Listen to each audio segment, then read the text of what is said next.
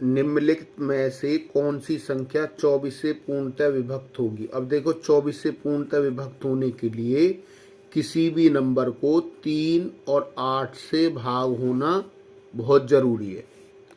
जब वह संख्या 3 और 8 दोनों से भाग हो जाएगी तो हम समझेंगे कि वो संख्या 24 से भी भाग होगी। ये ऑप्शन पहला है। तो देखिए सबसे पहले हम 3 से चेक करते हैं इसको। देखो 3 से जांच करने के लिए क्या है, हम इन अंकों का योग करेंगे और इन अंकों का योग देखो 24 आता है। 24 जो कि 3 से भाग हो जाएगा, ठीक है। उसके बाद देखिए 8 से भाग करने के लिए क्या करते हैं, लास्ट के जो 3 अंक हैं उनको ही हमें भाग करके देखना होता है। जैसे इसमें 718 हैं लास्ट के 3 अंक, तो इनको जब 8 से भाग करेंगे तो ये कंप्लीट भाग नहीं होगा, ठीक है। इसको जब हम 8 से भाग करेंगे तो ये कंप्लीट भाग नहीं होगा, मतलब शेषफल आएगा।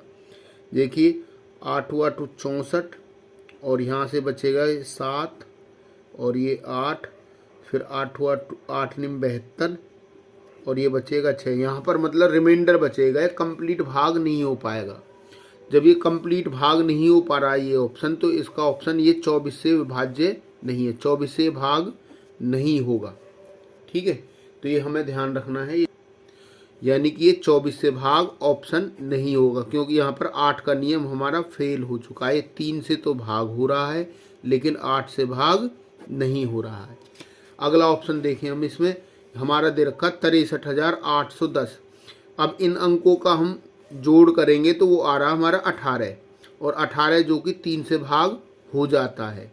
और हम इसको इसके लास्ट के 3 अंक हैं, अब इनको हम 8 से जब भाग करके देखेंगे तो 8 से भाग करने पर एक कंप्लीट भाग नहीं होगा। जब कंप्लीट भाग नहीं होगा तो ये 24 से भाग नहीं हो पाएगा, क्योंकि ये 3 से तो भाग हो गया लेकिन 8 से भाग नहीं हुआ। तो इसका मतलब है ये संख्या 24 से भी भाग नहीं होगी। ऑप्शन सी इसका देखिए यहाँ पर ये है। अब इसके सारे अंकों का जोड़ हमने जब किया तो वो आया 27 और 27 जो कि 3 से भाग हो जाता है। और इसके बाद देखते हैं 8 से भाग करने के लिए हम इसके लास्ट के 3 अंक लेंगे, 3 अंकों को भाग करके देखेंगे। जो भाग करके हम जब देखेंगे तो 8 से भाग नहीं हो पाएगा। तो जब नहीं हो पाएगा तो यहाँ पर 3 से तो भाग हो गया लेकिन 8 से भाग नहीं हुआ। इसका मतलब ये जो नंबर है वो 24 से भी भाग नहीं होगा। ऑप्शन डी इसका देखिए 3 से जांच करेंगे हम इसको। 3 से जब जांच कर रहे हैं तो इनके जो सारे अंकों का जोड़ करना है। जो जोड़ आया हमारे 27 और 27 जो कि 3 से भाग हो जाता है। इसके बाद हम 8 से जांच करेंगे। 8 से इसके 3 अंक लेंगे, केवल 3 अंकों को 8 से भाग करेंगे। 8 से जब भाग करेंगे तो ये कंप्लीट भाग हो जाता है 8 से।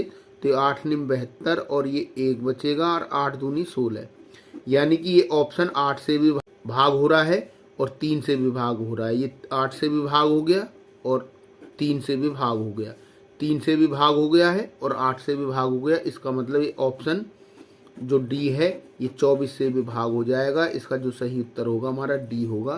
तो ये करेक्ट आंसर हमारा इसका डी आंसर है।